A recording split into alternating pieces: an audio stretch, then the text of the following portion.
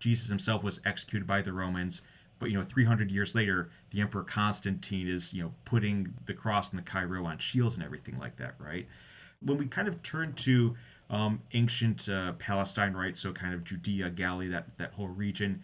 It's kind of in some ways at the periphery of the Roman Empire, right? So kind of that Eastern Mediterranean.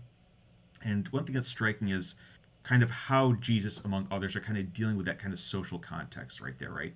It's a time where there's Rome is kind of starting to sink its fingers into the region, trying to extract resources, stuff like that, right? Kind of this sort of taxing so they can build, paying the Roman army and things like that.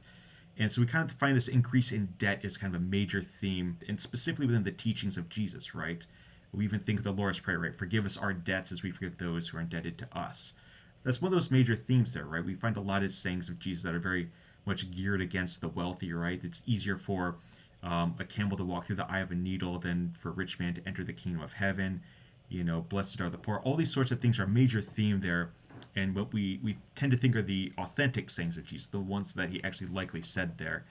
He's obviously executed at a certain point. Rome is disliking a certain amount of what he says there.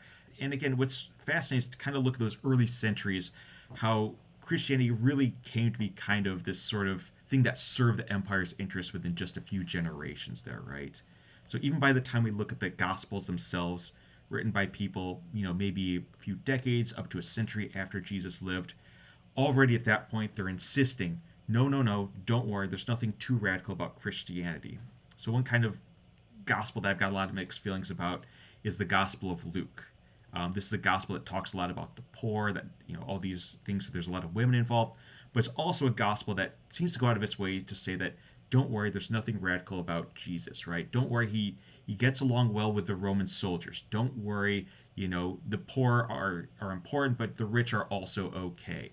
So even within a few generations, we kind of find this shift there towards a more accommodating of empire, more accommodating of wealth, more accommodation of patriarchy too, for that matter, right? If you read the letters of the Apostle Paul, he's living just a couple of decades after Jesus. He has a vision about Jesus.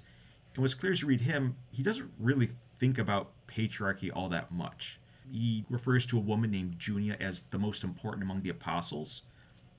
Certainly seemed to be a big deal there. We don't know much about her. But within a few generations, we kind of find the idea of women in leadership roles being absurd within Christianity, right? That they just can't imagine that just a few decades later.